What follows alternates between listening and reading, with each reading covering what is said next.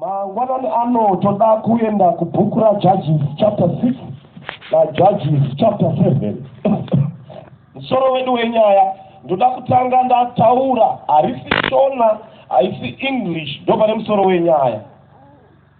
Kana vanhu vachienda kuhondo, kune izwi rinoshandiswa rinonzi Podromose. Rinonzi chinyi? Good. Zita iri rinoreva kuti kana hondo ichityisa, mamwe masoja akadududza kuenda kumashure, vanoshandisa yavanoti crema della creme, the last line of defense. Saka vanotsvaka boka revanhu vashoma. Ivavo vanhu ava ndo vanogona kununura rutende rwese rwembwende vanenge vadzokera kumusha. Tanzwananaka? Saka ndo inonzi Podromose. Saka ndo musoro wenyaya, the final Podromose, chipenga chekupedzesera, mazuva ekupedzesera. Ngatinamati Baba vedu vari kumusoro kudenga, tokutendai nemukana wemusangano. Tikabata basa imi musipo, tinobata pasina. Tiregereyo patinokudarikira. Tinokumbira simba ramweya mutsvene rirambe richiminista nekushumira pakati paIsraeri. Tinoisa vaenzi nevagara vari mukati mesangano. Tisimbisei pamaservices ose nepanguva yeminamato yose. Tauraiwo nesu, tanamata naJesu. Amen. Basa raPodromose ibasa rakaoma. Podromose haionekwi zvinhu zvakanaka. Mauto aya anoonekwa zvinhu zvaminya, zvinhu zvaoma. Ndo panotsvagwa vanhu vashoma vanofanira kupinda panopisa. Tanzwana nei? Veshona yemazuva ano vanenge vachiti kunenge kodiwa dzinodhonza ngoro. Ndizvoka? Panopisa ndo panodiwa Podromose. Mukarangarira, David akamira aine masoja ake zvinoni. VaFilistia vaive pachitubu Bethlehem. Ndizvoka? But David anoti he talked casually. Akataura achingofunganyawo. Masoja ake inonzi top 3 yakamukomba kuti mambo hafaniri kufa. Anongoti ndashuwa mvura yepachitubu Bethlehem. Tanzwananaka? Pachitubu ndopakanga paine muzinda weFilistia. Ivo vari kumwe kungotaura kwamambo. It was not a command, it was a wish. Ndangoshuva, ndinozwa kuda, nyota yangu inoda mvura yepatsime repaBethlehem. Unoziva zvakaita vakomana vatatu. Vakaenda vari vangani? One akabata chirongo chemvura, vese vaine mapfumo. Kwakunorwa hondo nevaFilistia, but apa vaisarwira kuhwina, vairwira mvura. Kwakuparadza, kwakuvadhiraivha, kuvabvisa patsime, kwakuchera mvura. Pavakazodzoka vachirwa, kwakadzoka kuchirwa nevanhu 2. One akabata chinyi? Mambo David vachiona vakomana vachiuya, anoona ropa rakazara, pati mvura yaita sei? Yacherwa. David pfungwa dzake anotarisa ropa revakomana, anonanga pfungwa dzake into the sanctuary. Anoona hwayana ichiveswa, ichibviswa ropa. Oti mvura iyi imvura yekwayana. This is the spirit of sacrifice.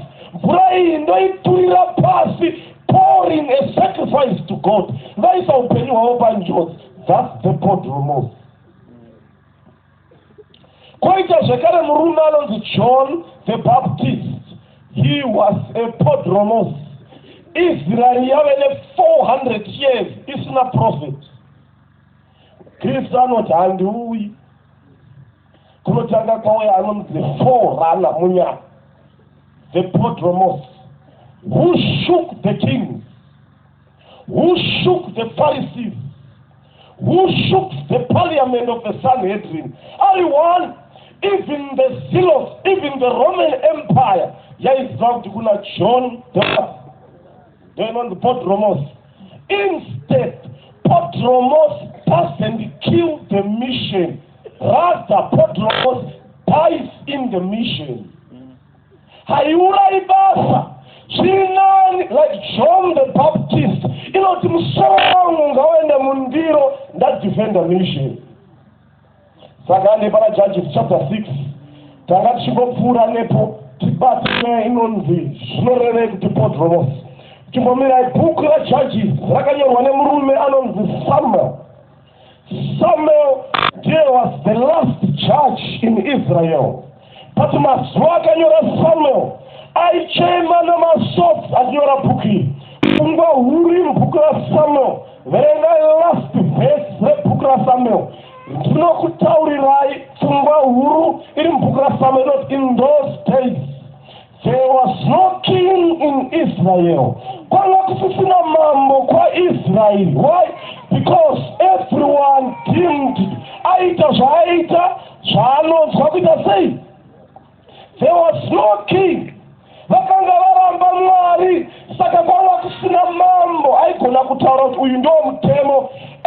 Everyone did what seems right in his or her own eyes. Don't worry.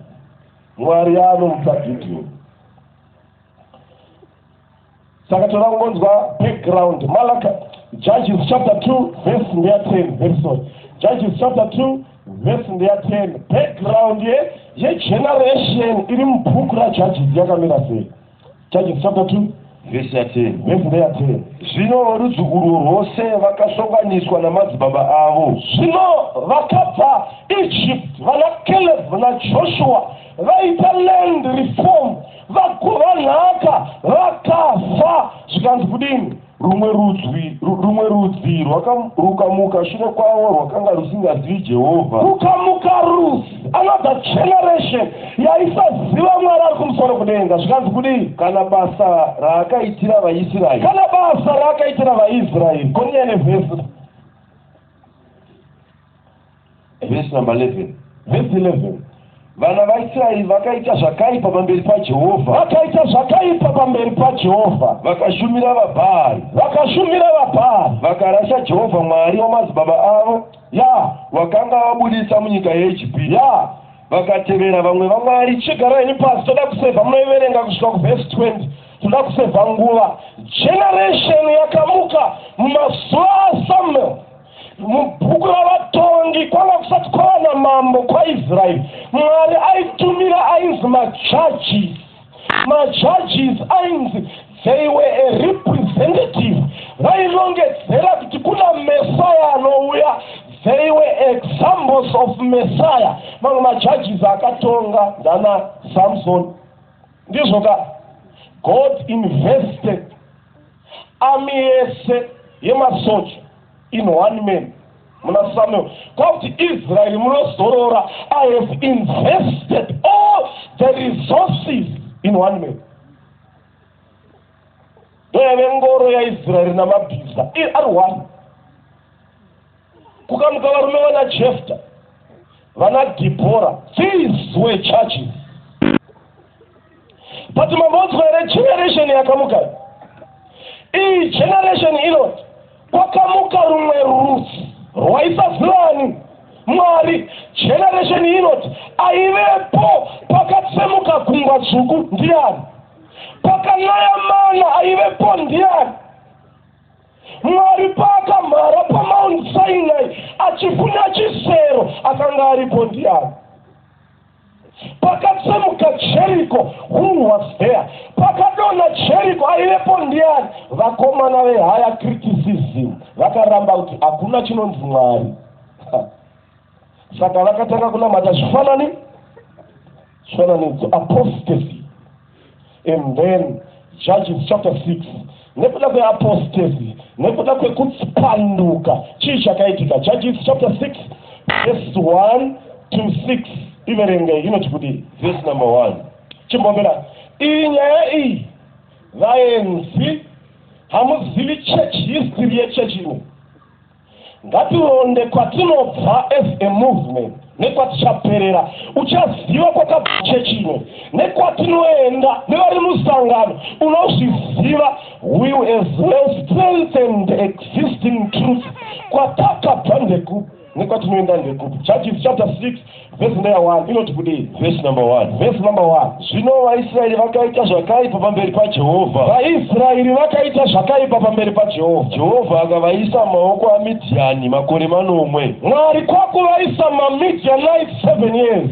Midhiani akakunda vaIsraeri. VaMidhiani akakunda vaIsraeri. Vana vaIsraeri vakazviitira pokuvanda pamakomo napamapako nenhare nokuda kwaMidhiani. Chimbomira Israeli Israeli yatabva pamberi paMwari inonzi vaMidhianites vakavatapa vakatora nzvimbo yavo vakaenda mumapako in the caves, in the dungeons, in the catacombs, vakaenda mumwena mumakomo and hills nekuda kwei because vanga vatsauka pamberi paMwari. Chechi inoi mukatarisa mugore ra538 AD up to 1798 chechi yedu as a movement pakupanduka nepakutsauka paruoko rwaMwari vatsvene vaMwari vakatetereka in the caves, in the mountains, vakatiza munana Europe, munana Italy, munana England, the great England, vakatetereka mumapako because of apostasy. Nobody would tell mukaverenga ndiverengere verse 3, verse 4, verse 5 and verse 6 inoti kuti verse number 3 yes nokuti vaIsraeri vaiti kana vakusha chinzwai vaiti kana vaita sei vaMidhiani navaAmereki navana vamabhazuva ndokudzira kuzorwa navo vakadzika matende avo pakatarisana navo yes ndokuparadza zvibereko zveminda kusvikira paGaza havana kusiyira vaIsraeri zvokudya kana makwai kana mombe kana mbongoro verse 5 nokuti vaikwira nezvipfuyo zvavo namatende avo vaiuya vakawanda semhashu vasingagoni kuverengwa ivona namakamera avo vaipinda munyika kuti vaiparadze verse number 6 vaIsraeri vakava varombo kwazvo. Svimira ipapo garai ipapo. Israeri yaiti kana yarima zviyo pazvinongoibva zvichingoibva the enemies of Israel vaiuya nezvipfuwo nevazukurunani vosikofunya chisero votanga kukohwa. Tazwana ne but Israel yabva yatiza kuchii ende vhesi raBharati vakava varombo kwazvo. Chechi yedu mugore 1260 years enamunotarisa kune nguva inonzi the dark what nguva yerima. Chechi iyi yakapinda into spiritual poverty. Kwakave nenzara yechokwadi zviyo chokwadi chaMwari the 28 fundamental beliefs pakave nespiritual kwashiyoka vanhu vakava ndonda pamweya. Why? Because zviyo zvakaparadzwa with the enemies of God. Catholicism ine France ikaparadza zvitsvene zvaMwari. Mumazuva iwayo vanhu vakatanga kunamata kurova makuva. Vaenzi tiripo vakatanga kurova chinyi vanhu vakatanga kureverera zvivi kumunhu. Vanhu vakatanga kubhabhatidzwa nemuchinjikwa vachiiswa paumwe. Vakatanga kunyikwa ka7 mumvura asi true baptism kunyika munhu kamwe chete mumvura. Zvese izvi Bhaibheri rikatanga kubvarurwa. Hakuna Bhaibheri rakasara richiverengwa. Kwanga kusisina zvese izvi. That was the period yekuti zviyo zvakadyiwa zvikabviswa kwaIsraeri. Zuva resvondo rakaiswa naConstantine rikatanga kunamatwa sezuva reSabata. sabata rikabviswa panzvimbo, mutemo waMwari ukabviswa, vakanzi panyika pane munhu anonzi Papa, Holy Father, anofanira kunamatwa. This was the doctrine rakaiswa. There was spiritual kwashioka kwa Israel.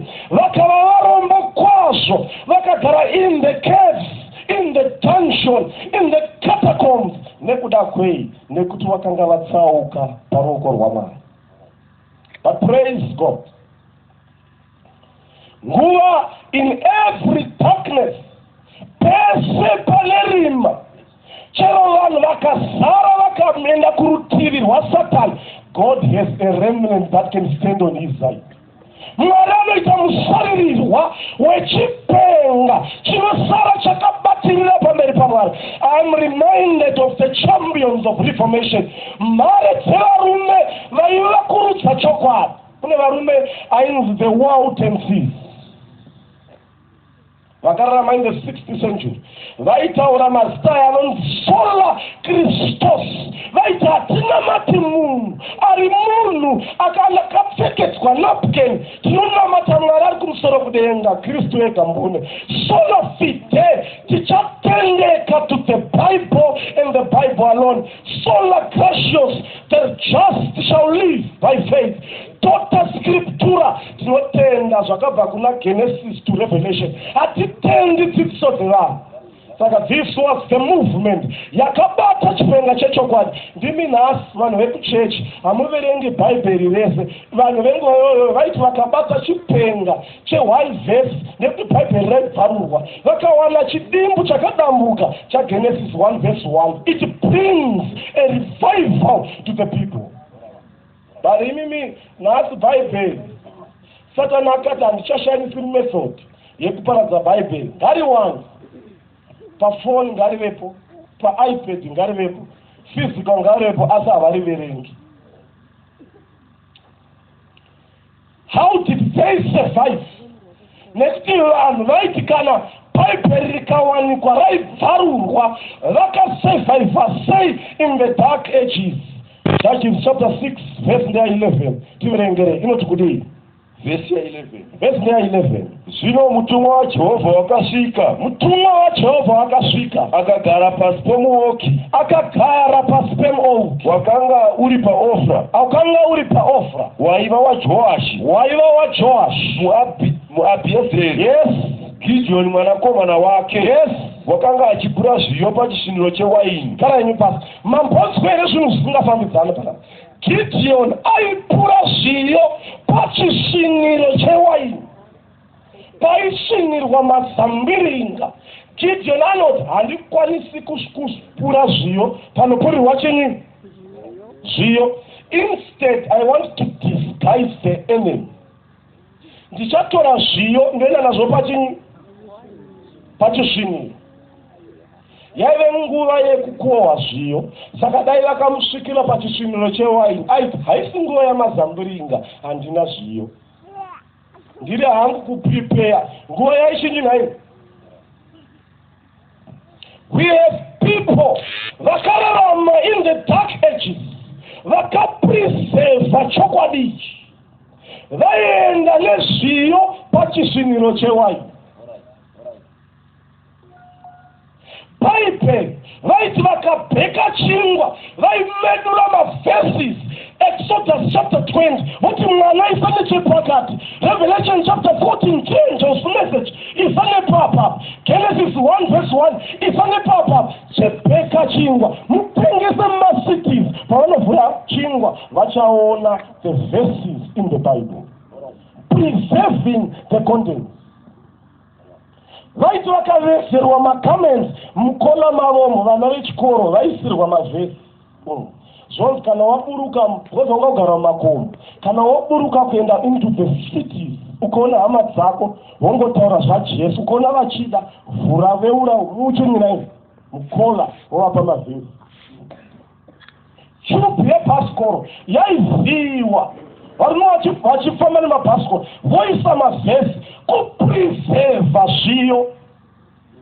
How many vari kupreserva chokwadi in our time?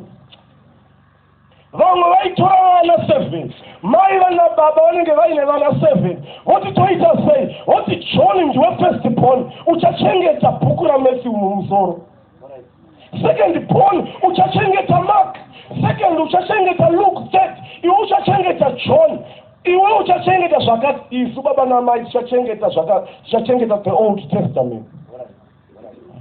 People with the fine minds vaitakura chokwadi in the Bible, but we have this generation move yes the world anopedza 3 hours but 5 minutes havagoni kumirira munamato. Zvinonzi hamuchapedzere baba. Sei Mwari makaturika vhangeri rechiangels message to weakest careless vessels in our time, makatendera powerful champions to rest in the grave. Sei Mwari makasiya zvakadaro. Mare dzechokwadi kune murume ainzi J.N. Andrews had the New Testament in his head from Matthew chapter 1 verse 1 to Revelation 22 verse yekupedzesera. Oh, come Lord Jesus. Here's the verses. But dark ages yakupera. Saka munguva yaGideon, pamba pababa vaGideon pakaumbwa chimhuru chinonzi Bhawu. Chinonzi chinyi? Guta rese raiuya kuzonamata chimhuru.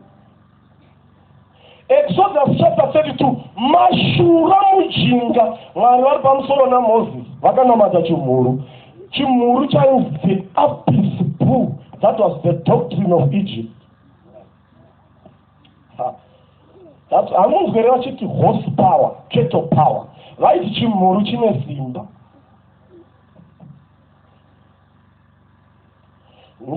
Saka mutumwa waMwari anozviratidza kuna Gideon. Oti Gideon,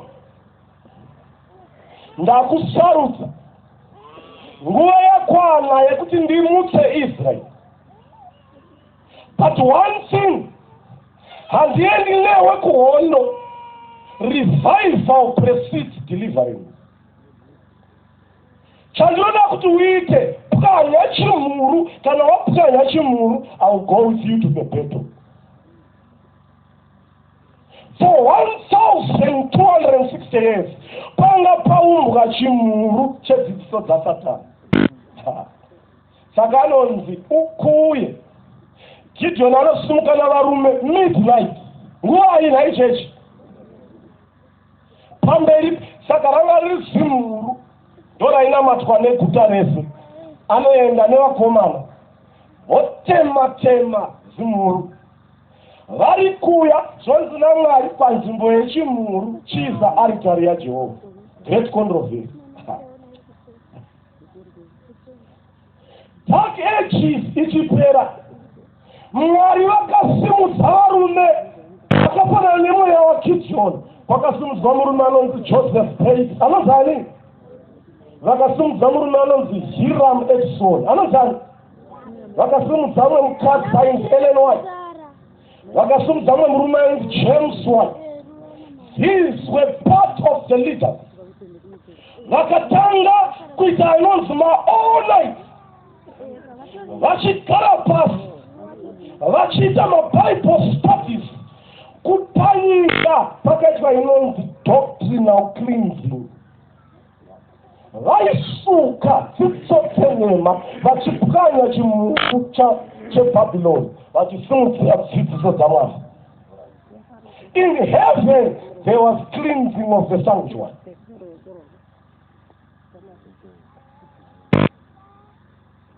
Saka varume ava vaita maonite vakatanga kurestore chokwadi chakaraswa in the dark ages. Imi chokwadi chamunotenda imi, it has been fought for with the blood and tears. Vakatanga kuita maBible studies, the 10 years, the second coming, the Sabbath, state of the dead, stewardship, sanctuary, signs of his coming, spirit of prophet, substitutionary death of Christ, all the pillars are akadzoswa, restoring the truth. Chokwadi chichidzoswa zvishoma nezvishoma. mweya wemapioneers uyu sei chechi yanonoka kuti Jesu auye. Kune varume vakabva kuEurope ndilasi kune makemparks but vazhinji vavo vakaparara nezvikara zvesango coming to Africa for evangelism. Bandinhasi shumba nenzou dzakavharwa into the camparks but pavakauya there was no camparks. Kwaiva kusina mapreachings, vaiwira mumvura vachive munyu wamakaru, sacrificing their lives on the line for the gospel. But tioneta zvekutamba nemagirlfriend, uchipika kugirlfriend kuti inini naMwari mupenyu handidye poku but uri kutsvage mumba megirlfriend.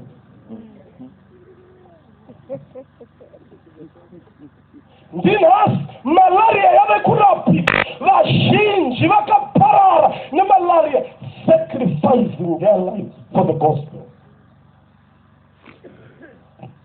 Vazhinji vakaresigna with families. Vana Stundvik havana kuzodzokera kuona their families. Vana David Livingstone, they died here. Ione mhuri yako iyo, but kune vakaseparata kusvika tsuri ichirira for you and me. Saka Gideon angoparadza chimuru aisa aritari. Inzwa ichechi pane zvakaitika. Judges chapter 6 verse 33. Pane zvakaitika. Chii chakaitika? Verse number 33. Yeah. Zvino vaMidhiani vose navaAmereki navana vamamba zuva vakaungana vakayambuka vakadzika matende avo pamupata weJezereri. Chingomera naimi Gideon atadzei haana kumbosvosva muvengi. Chaaita aita rumutsuriro kwaani naye. Paangoparadza chimuru zvinonzi vavengi vakabva vatouya kuzoita hondo. Why don't we have persecution for the time to close? It's because we have the spirit of the world. We have nothing that can raise the kings, the government. We are like them. We are like them. Mkomana kana muyuthi uchirohwa kunze uri kucampaigna, it's a showcase of power. Kuti ma-elders nema-deacons munoti tiri remnant tinongoda kufanana nedzimwe ndudu. After all, takasiyana ine ma-Pentecost ndogona kungomurora. You have the ecumenical spirit of Babylon. You are not for of us. You are an enemy against. Saka Diana mbona chirawe chiripo panopakaiva Amalek, Midianites, and the sons of the east, the three enemies of Israel. Church inofesa three enemies. Elijah had three enemies. Takashtaura. Jezebel, Ahab, and the false prophet. John the Baptist had how many enemies? Herodias, and Salome. This church faces three enemies as we reach near the close of time. Salama three enemies are here. Shinonzi Gideon anonzi naMwari ridza bhosvo udaidze army yaIsrael. Army inoya iri 32,000 soldiers veIsrael. But hondo yemaMidianites they are 185,000. Saka akarohwa neinonzi rega ingotaura. When soldiers go to war, vanoita inonzi demonstration of power. Rega ingotaura zvishoma. I'm not political. Zvakaitika muno mu2017 kuburitswa kwemazibhuti muHarare, it was demonstration of power. And wanzwa zvanotaura. Izvezvi utarise news yeChina neTaiwan. Taiwan yakatenderedzwa 6 zones neAir Force yeChina. That's demonstration of power. Kungoratidza zvombo zvatinani. Inonzi the psychology to intimidate the enemy. Kuti pfungwa dzemasoja ari kuona apere simba, but let's better resign.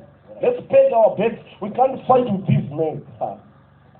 Saka ndo zvakaita maMidianites. They came high in numbers. Gideon achiona moyo wakadedera akabvunda kudarume. This is a mighty army.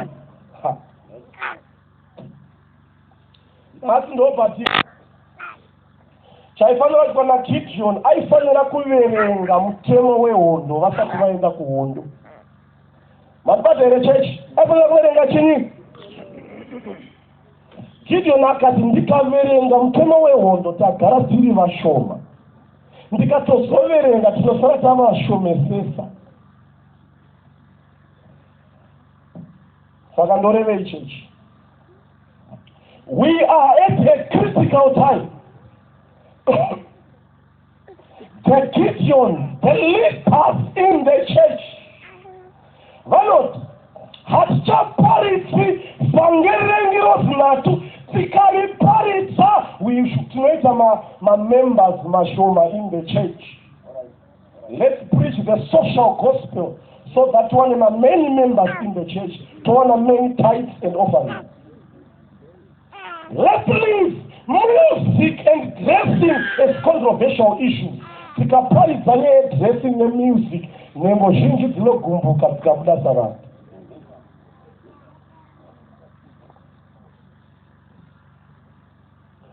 Tisatsura chitema nezita racho, tikatsura chitema dzimwe nhengo dzinosiya church, varume madzimai nevarume nanababa. This is not a club. You have not joined a club. This is the church. This is a movement. You got a burial society. This is a movement. But one of let there be dancing in the church so that Mayuta Kafara we have high numbers in the church. Todlunetsele chikero chatakasiva namapioneers to accommodate the people. Tikaparidza issues of Mark the Beast, issues of stealing, issues of shaking, issues of 2,300 days, issues of investigative judgment. Nengo zvinogumbuka ngatiparidze zvavanoda chingobatira family life mongodaro.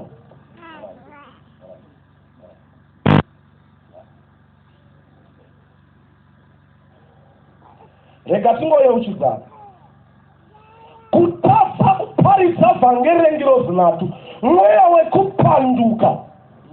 Failure to preach the three angels message is high-handed act of treason. Kupanduka uri muchechi. Daita yomutala kafa inonzi a secret betrayal of our trust. Kupunza limo yatakasendekwa tikamusa mhare dzevarume vePhiladelphia vakapa chimuti tulayodhisia. Vanoti Mwari makatitendereiko kuti zvarawo the wrong time. Padadaro Gideon, Mwari vanoti kuna Gideon handiendi kuhondo because hauna kuverenga mutemo wehondo. Handiendi kupi newe. In fact, don't proceed with the battle. Tanga waverenga mutemo wewe. Saka ngativerenga mutemo wehondo. Deuteronomy chapter 20. Verse number 3 to 9. What could it?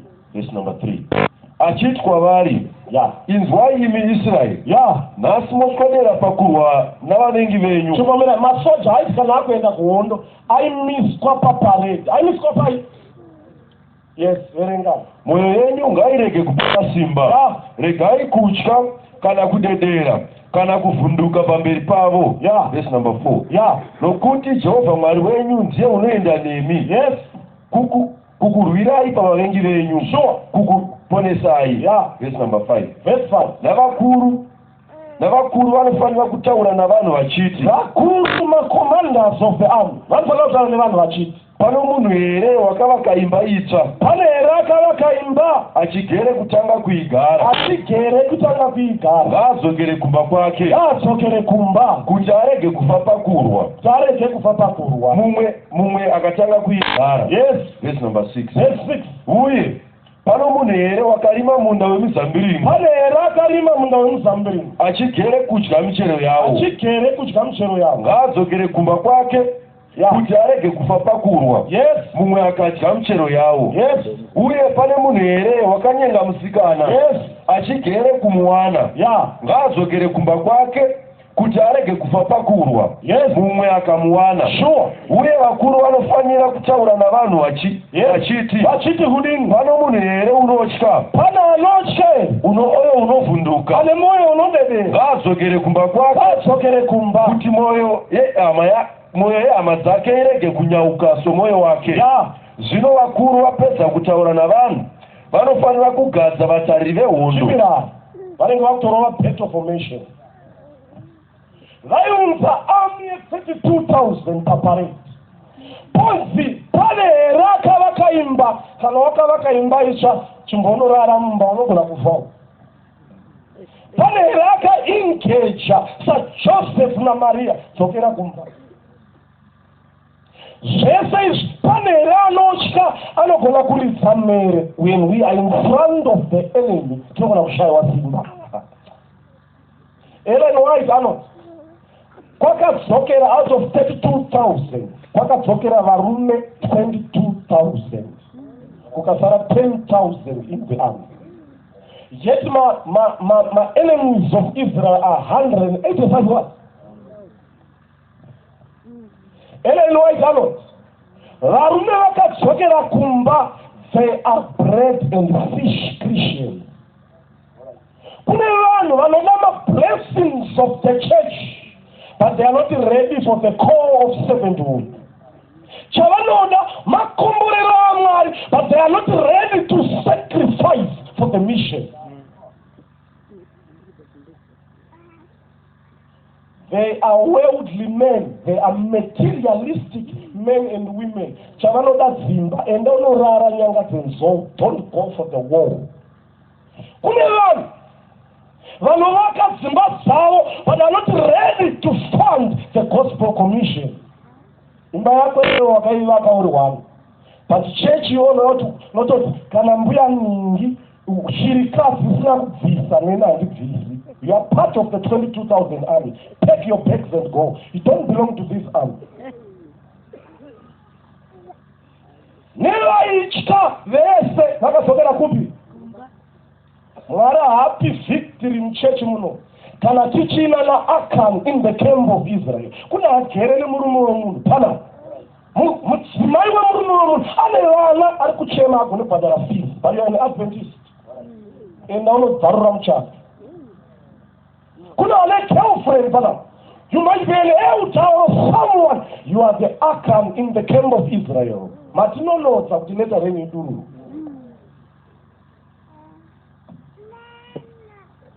Saka kune two stages dzeshaking dziri kuuya. Ndo first stage yatiri kuenda. Vhangeri richaparidzwa muchechi muno. Loud cry. Those who don't belong in this ship vachagumbuka sajaya mufumi, they will march away. Vachaenda vaine shungu kwazvo. But Mwari anoti kuna Gideon, your army 10,000 is too big for me. 10,000, they are still too big for me. I can't give victory to such an army. Ndinoda shoma inonzi Podromose. That was the last line of defense. So naMwari yawaita pekutanga yepaparade ndeyako, yepamvura haizi yako ndeyako. Chienda nemasoja pamvura wovaisa parwizi ngavanwe mvura one by one, usavaise vari two. One by what? Hanzi vakamuka mangwanani 4 a.m. pamunoita prayer bed. Dongo yavanomuswa naGideon, chimwai mvura. Whether unoda, whether udi mvura, inwa mvura. Nguva yavainwa mvura, drill formation yairohwa nemamidianite kumusoro kuti 1 2 1 2. The echoes of the enemy vainzwa mutsindo. At the twilight of the hour. Ainua pane vaita zvekuisa musoro mumvura. But achinzwa mutsindo womuvengi. A careless man, a blind, a dumb dog, imbwa isingaukuri, asingaoni. Aisa musoro mumvura, okanda museva uku. Careless man. Opfugama, onzi ngaende. Koita vauya vochonjomara, votora mvura, vakabata museve, vakatarisa muvengi. There were only 300 vakanzi ngavaende. So zvanzi naMwari, Gideon killed some 9,700 men. Could depart early, don't just depart, immediately depart from the camp of Israel. Kasikai kubva. After only 300 Mwari, these are the Podromose I can give power. Varume 300 mukaverenga Ellen White vanonzi, these men in times of darkness havana kupfugamira Baal. Varume 300, they never worshipped an idol. Kune varume vachapedza basa, vana mai nana baba, vakomana nevasikana vachapinda pa 144,000. That's the final Podromose. Mwari ari kuvesa for the final coming crisis, for showcase of power.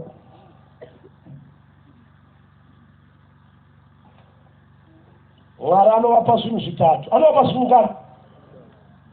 Zvonzi. Chivapa hari. These are the instruments of war. Siyana ine museve. Don't use miseve nemachariot. God will use common means to finish the work. Opiwa hari, opa wanzi chivapa light, mwenje. Opa bosho, apeta. Church inofesa my enemies within, nema enemies without. Terera yapo. Army ichibva kuho, ichitanga kuenda kuhondo, vaive 32 what? Taurani vaive.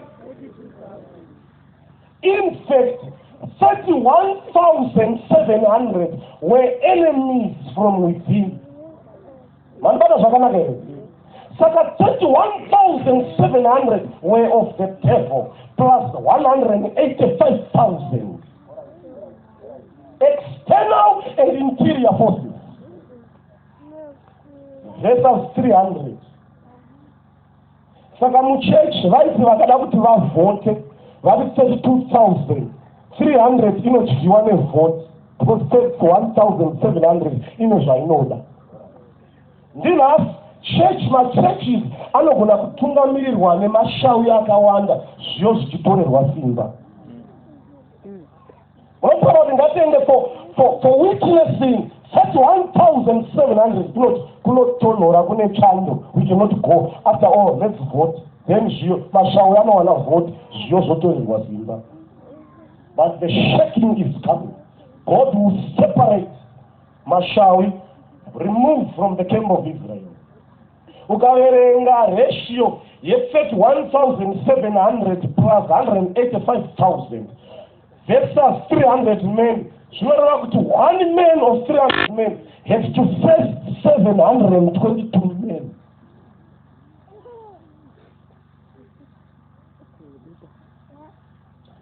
Ikatipedze nguva pasara 4 minutes. Wamanda yaimirira loud cry, kudaidzira kwekupedzera. Yaimirira chini? Hari yairatidza kuti varume vasvika pachikero chekuzviramba, hari dzinoputsika. Tazwana nerechechi. Vaive nezhenje remoto raimirira the true and pure message. Saka 300 men yakuenda kuhondo, vanofamba vakuapproacha, vakabata malight. Approach ma 3 enemies with 300 men. Anova ati 100 men and I this side of the left. Another 100 the final Podromose and I at the center. Another 100 men and I at the right, encircle the enemy. This is the 3 angels' message that shall finish the way. Wafundisi uyai toda kunamata. tisati tadaidza vada kubhabhatidzwa ndoda iwewe. We need you to be part of the army. Don't belong to the 31,700. Ndoda kunamata newe iwe unozviziva kuti this camp ikapera yakadai. Are you for us or against us? Uyewo tinamata. Ndoda vakadaro. Uya tinamate. Varume vakazodzerwa for this hour. Ndoda kunamata newe. Church members baptized. Ndoda iwewe. Are you part of us or against us? Come in this number.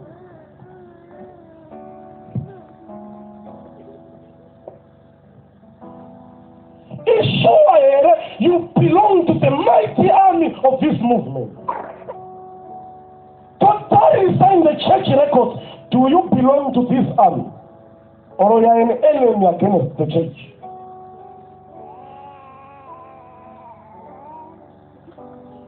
Lord Jesus, the deadly omega of apostasy is coming.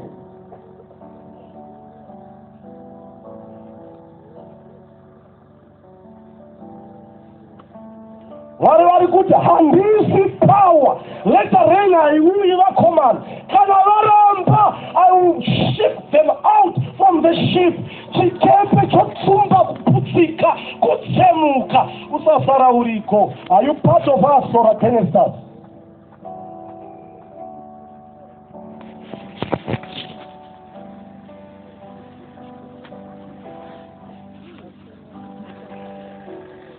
Praise God. Vangelicha Petreskwa with weaker vessels.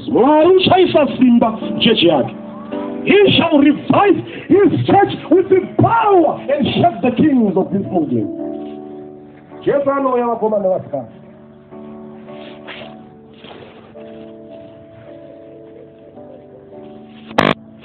Pastor Mage, who said this thing? Mutinamate. Mutinamate, Dekani. Rumwe wedu tinofanira kuparidza pamwe chete newe. Unfortunate, the devil akakuchinjira program. Because you know you have presented yourself as an enemy of our progress. Yaitina matemai. Ende pitinoparidza sei. Vakasiya vhangeri yezvemaku sera muchirebesa tiye. Toparidza sei zvinokonifidza vhangeri. Vhora dzinoreba pedza Jezebel. Uchibata imbuku uchiita sekunge munhu ari kuitawo zvinhu zvekutamba. Are you part of us or you are against us?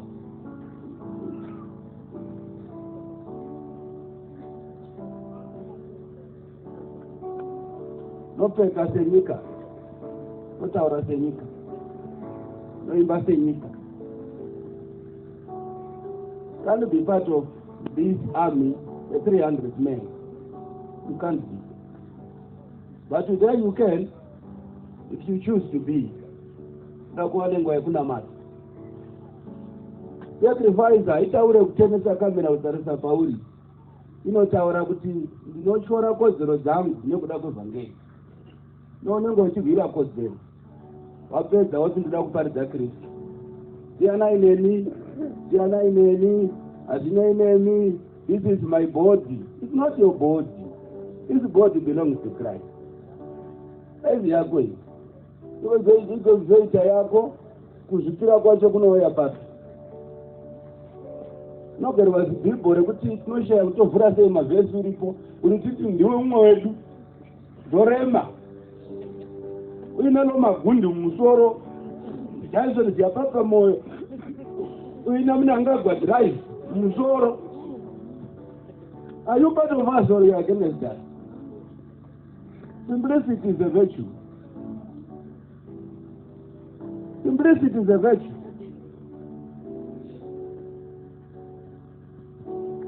Vanhu vacho ndinoshaya kana yedu ndo vamune muchimhanyira iva.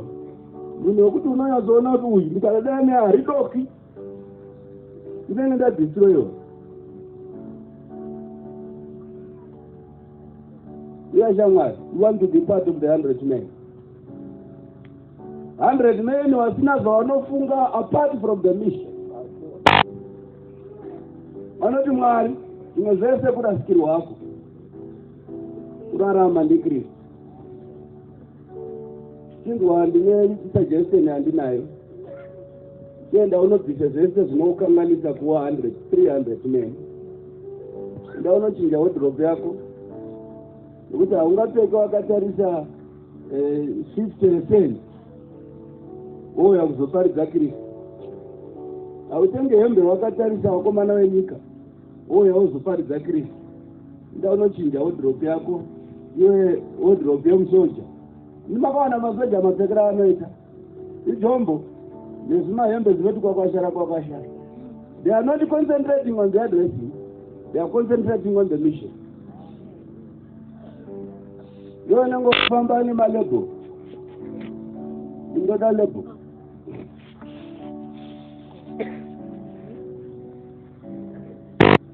What's the motto of number?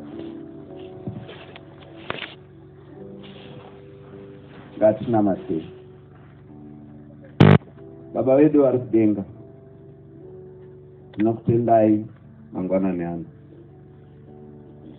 Makasika nyika nekuda kwerudo rwenyu, muchiisikira vanhu kuti vararame mairi, basa ravo riri kudzidza nezvenyu nezvekukurumbidzai. Nazvino muchiripo pachigaro, vanhu vari parwendo rwekutiza kubva kwamuri. Tinotenda munotida Mwari nerudo rusina kutapudzika kubva pakusika kwamakatiita.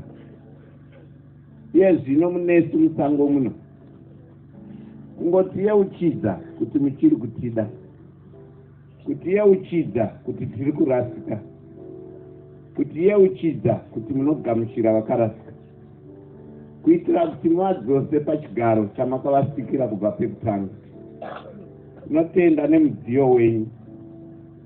Hakuna njere dzinoshanda dzekududzira shoko renyu kwazvinoitwa kana imi musipo.